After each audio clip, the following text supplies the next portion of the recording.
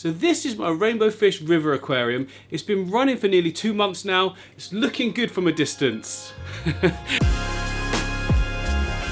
No, I'm being a little bit harsh on myself. It is pretty awesome. I'm so happy with how this has gotten on. And the moss is immense. I'm not going to get too close, and that's why I don't want to get too close. Anyway, let's just take a step back. Look at it now, and let's go back 2 months to the start, show you how I built it quickly, just a nice quick recap, and then we can carry on with the story of this amazing tank. So to start with, I needed to build a stand. Now, I'm not a carpenter or anything.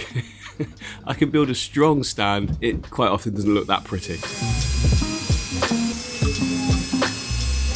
But that's okay. It's not a carpentry channel, it's a fish keeping channel. Actually, it's more of a tank keeping yeah, don't worry. So this is basically a couple of sort of square pieces and then a load of flat ones put across the top. I then used plywood on the top and the sides to give it like proper structural integrity. I also added in a shelf because it's just useful for lots of storage. You can never have enough storage in a fish room. Probably didn't need it, but I added some foam to the top just to make sure that all the weight was distributed evenly. The whole thing was pretty flat, but you know, I had this laying around, so why not? I bought the foam a while ago. I think it's laminate flooring underlay. It's not expensive at all, and you can get loads of it in different thicknesses. I think this one's like 3mm, so yeah, it's just like a thin little layer.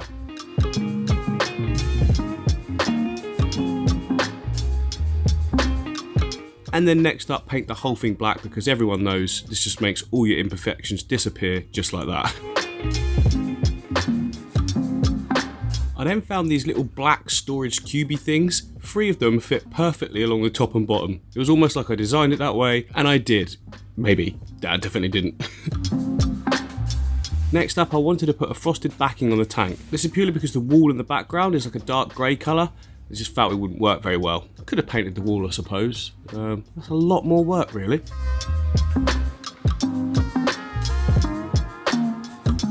So after cleaning the glass, you want to coat it in like a soapy, watery mix. The more the better, you can't put enough of this on. And then on goes the frosted backing, sticky side facing up at this point. The reason for this is, as you can see, that initial amount of soapy water we put on holds everything in place while the sticky side is facing upwards. It means you just don't get any creases and that kind of thing. Then it's just a case of absolutely covering this side again with the soapy water.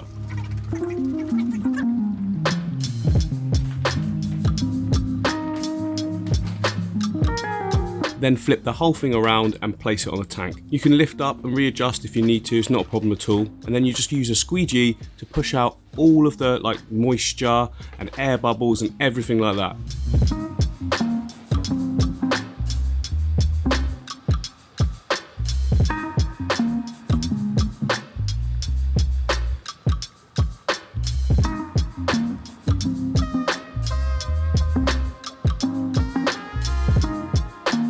Then you want to take a super sharp razor blade and just go around the edges, trimming everything off. Again, use a new blade, because if you use an old one that's slightly imperfect, it can spoil the sort of finish.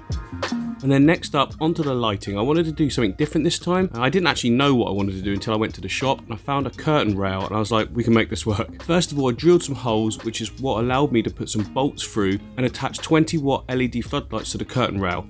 These LED floodlights are amazing, they grow plants so well, they're super cheap, and I'll leave a link in the description for you guys if you're interested.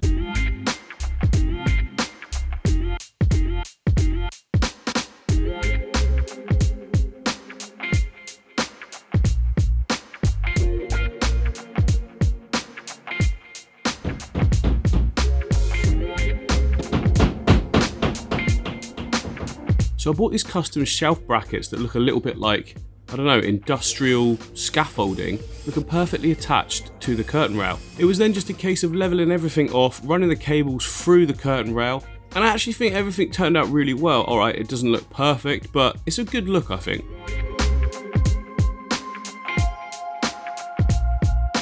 And now for the substrate system. First of all, I poured really coarse gravel into the tank. This is just going to give us a good base to start from and allow us to build height at the back of the aquarium. This also works as a great sort of breeding ground for beneficial bacteria. Plus, the coarseness of the stones allow water to transfer through it. Yes, that's right, even under the surface of your substrate, water still needs to travel through the whole substrate system. And there's number 3. And then on top of the stones, we place bags of aqua soil. So this is going to provide the nutrients to all our plants. This part's essential because without the plants growing well, we'll get massive algae problems. Next up was the hardscape, and I went for red moor root and these sort of rounded river pebbles. Cobbles? Pebbles? Just rocks.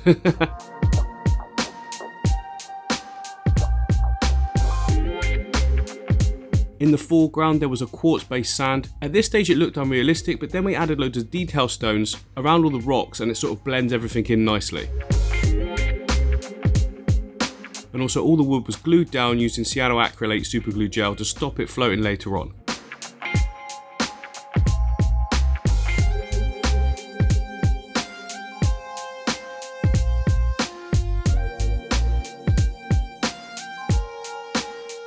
And now it's time for the planting, and to start with, I wanted to cover lots of the wood in moss. For this I used weeping moss and attached it to the wood using cotton thread. Wrap it round and round and round and round, and then make sure you trim off any excess and it'll grow back really thick and lush. Now this is actually the most time consuming way of doing it, but it's well worth the effort. As you can see later on when we trim this all up after 2 months, I'm so glad I did it this way. It keeps everything attached for the long term.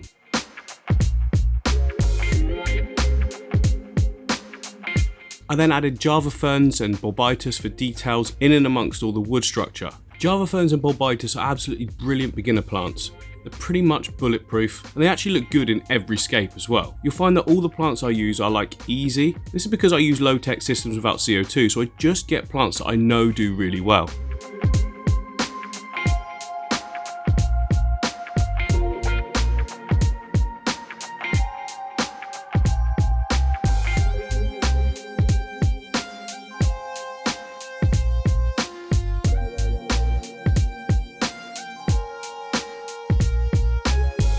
I use smaller plants like a Nubius petite for the bottom areas. These will be quite shaded, so these plants do really well in shaded areas. But they also just add a sense of realism and like more detail. The background areas were just filled out with stem plants. The whole idea here was massive nutrient uptake just to avoid any algae problems early on. I then filled the tank up really slowly regardless of how it looks on a time lapse and added the filter. So for this I'm just using a really cheap internal filter. It's got a good amount of flow though, which will suit the rainbow fish really well. This filter has a turnover of 1200 litres per hour. That's like 300 gallons. It's quite powerful.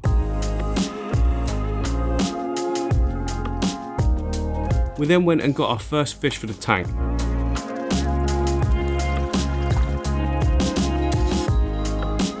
I went for Bosemani rainbows and sunset dwarf rainbow fish. I got a mix of male and females of both. The fish seemed to settle in even better than I expected and seemed to love their new habitat. They coloured up nice and quickly as well, and it's just so good seeing them swim all happily in that current.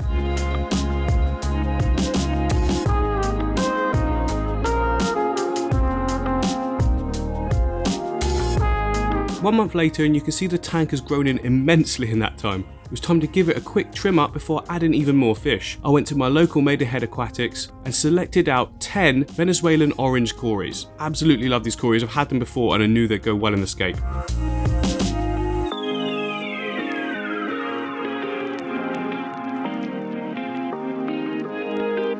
And yes, here we are after 2 months. Oh look, there's the male. There's the male, the dominant male of the tank. It's early in the morning, you might be able to tell from my voice actually. It's 5 AM, lights have just come on, and that's the colour of him, first thing in the morning. He looks amazing. Does it stay still? Stay still, just stay still, show off your colours. So this happens first thing in the morning, the colours right up, and then throughout the day, he goes a lot more like the other females or subdominant males, like that one there, and just gets less and less. And I guess that's apparently because breeding happens with these fish first thing in the morning. No idea why, but yeah, doesn't he look amazing? Just the colours are popping like crazy. And the Bosemani, that's a male Bosemani as well, so his colours are actually even more vibrant too, but he tends to have that all day. Not quite as much as that, but oh, calm down, calm down. So yeah, anyway, here we are 2 months later, and I wish I could say that everything was absolutely No, I don't want it all to be perfect, do I? Because then what would I do? Everyone loves pulling off little bits of algae off of things. Some of the moss has become quite coated as well. Now, luckily it's a little bit overgrown on the wood, and it's going to be a simple case of just cutting it all back. And I did save you guys the boredom of watching me clean the front glass with a scraper that you've now seen like a million times. That's already done, but it was quite coated in a little bit of algae. You can see at the side here actually, There you go, that's what the front panel was looking like. So not too bad. Now, as I say, this is because of the big hatback we did about 3 weeks ago now. It's all growing back, so the first sort of signs, all the tips have got all their plants back again, because I cut them all off the back there as well. So that's all going to grow back really well. But in the meantime, it's just allowed a lot more light in the tank, and I did forget to do one thing after I trimmed them, and that was put in floating plants. There's no floating plants in this tank. All my other tanks have got floating plants. So yeah, that African fish tank, up the top here, look, floating plants. Ecosystem tank, up the top here, floating plants. So yeah, that's definitely something I will do in this one after we've just done our maintenance in a little while, is just get loads more floating plants. They're all going to get caught in that back section. That's fine though, because it's fast flow, this tank, isn't it? I don't want that blowing all around the tank. So yeah, if they get caught up, good. But the first job though is going to be to trim all of this moss. Yeah, and I think we're definitely going to need to turn off the filter as well, because any trimmings are just going to go nuts. I want to be able to get most of them out, because obviously they've got all of the algae all on them. Normally when I trim moss, I don't worry about it too much, just let it float around the tank and settle where it wants to. But because we've got all this algae in this stuff, it's only thread algae, I can get rid of it with chemicals, but I'll trim it first and then I'll add some CO2 booster in there, and that will just get rid of it in no time.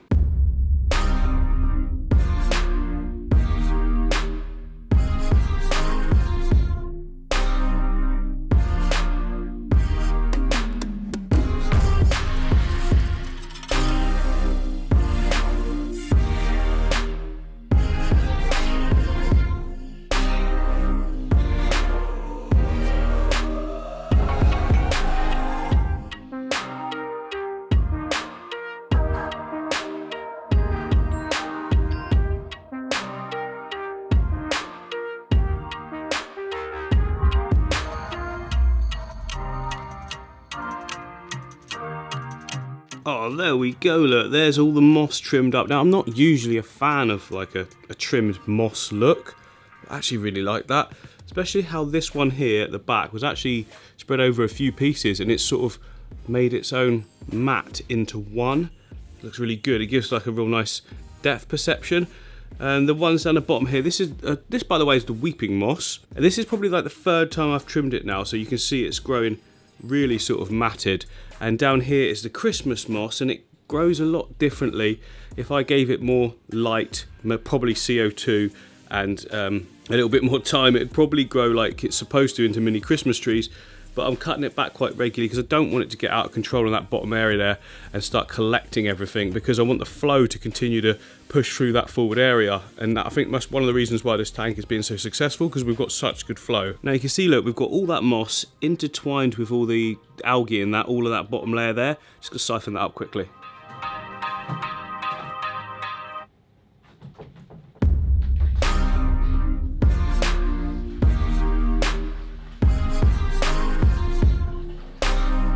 So that's most of it tidy up. We've dropped the water level slightly. Remember, I never fill the tank right up to the top, because at the end of the day, these are jumping fish. And I found that if we have a good 1.5 to 2 inches depth, or non-fill, then it's absolutely fine. If they do jump out, it'll be by accident, you see, because when I feed them, they do like to do this dart to the surface. We'll do that in a minute, just so you can see what I'm talking about. And this is just a really good way of stopping any accidents happening. So we've dropped about 5%. We'll do a 5% water change. There's no need to do more than that. I set up my tanks in a way that means we do minimum maintenance and not tons of water changes. So as you can see here, we've not done a lot of, we've trimmed the moss so far. Basically it.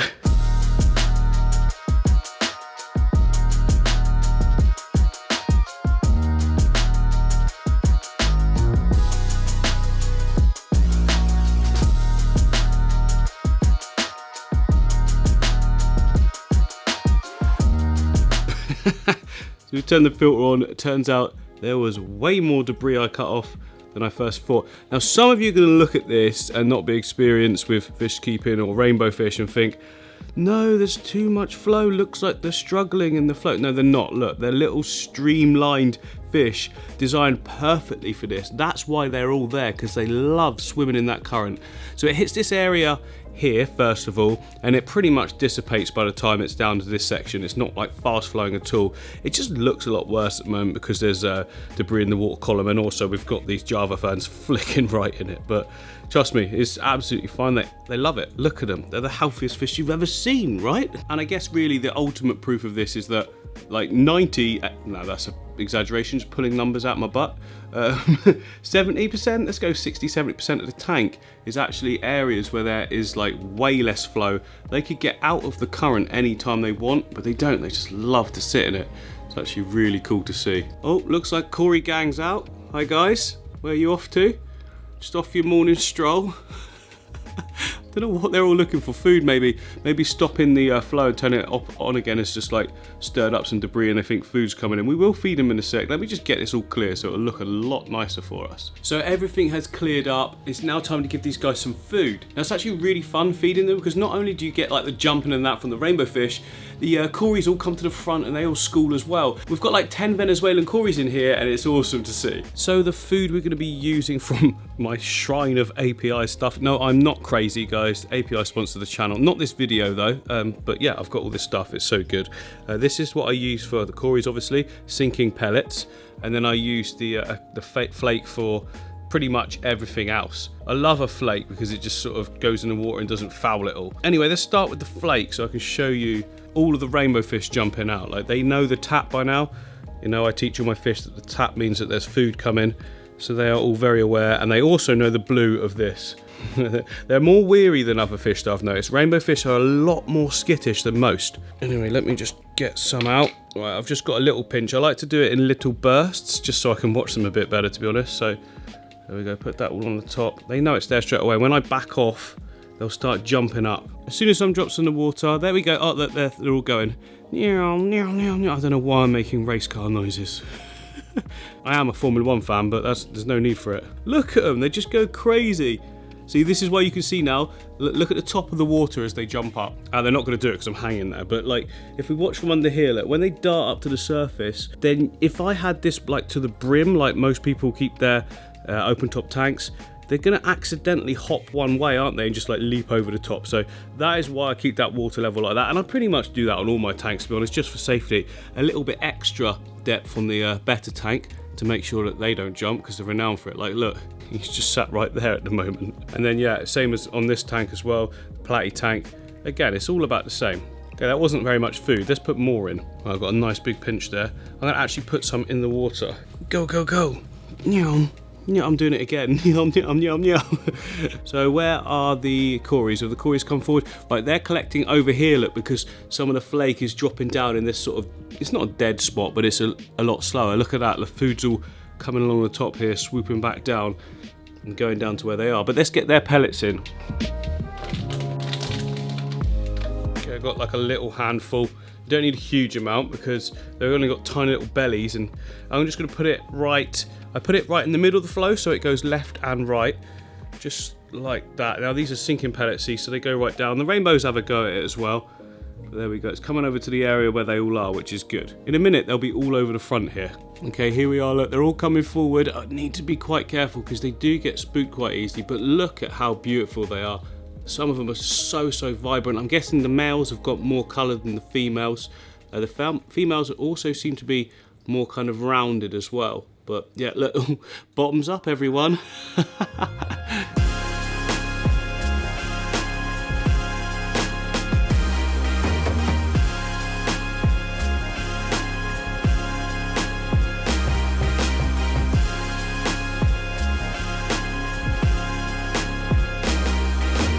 So do you remember me telling you on the reason we got all of that new algae growth, because it wasn't there before, was when we trimmed off all those background plants and there was a lack of cover from the light coming in. So I want to add in some floating plants to combat that just whilst they're all growing back. And I know just the tank to get them from. Okay, so here we are in the shrimp rat section. This video is not about them, there's plenty on my channel at the moment, but the reason I'm coming out is because of these. Look, this is mini water lettuce. Look how fantastic it looks. But it's starting to cover up 50% of the aquarium, and we need to take some out.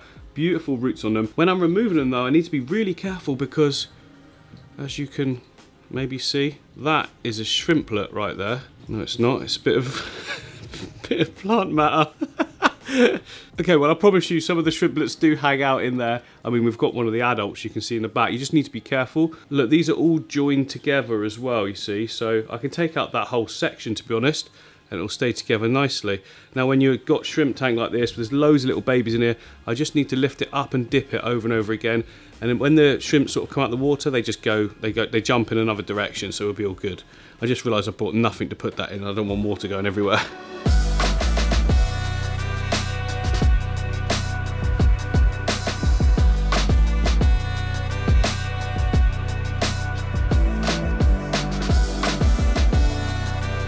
Okay, so right now it's caught there.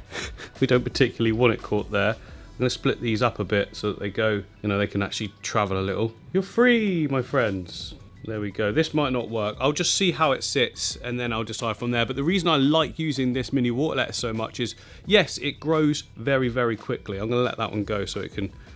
So I might need to take off some of those roots. Look at that, it's crazy, isn't it?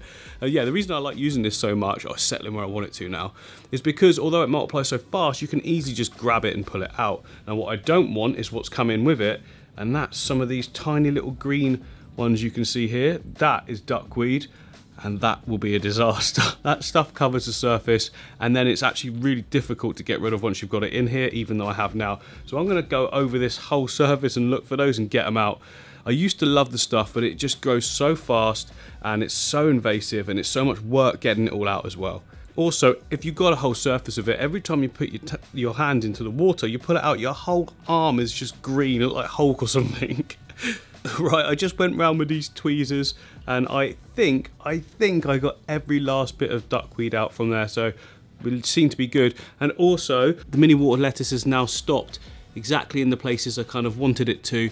We've got a couple of clumps here, we've got them back there as well. So yeah, I mean, it's not stopping the light in the middle, but it will grow out there whilst being attached to where it is within like a week as well. Also, the roots themselves are going to pull more nutrients from the whole system, meaning there's less for the algae to grow. So it will work really, really well. I'll also be adding the CO2 booster in as well, remember, because that's really good at sort of burning off any algae, especially stuff like on that piece of wood at the back there. I can't get that off, do you know what I mean? It's like that silky stuff, so I need it to use the chemical for that one and spray it out, or just leave it until it goes eventually from all the plants, but we can give it a helping hand on the way. Anyway, the tank is looking fantastic, the fish are super healthy. I hope you've enjoyed this one. If you have, hit the like and the subscribe button, and I'll see you on the next one. Goodbye.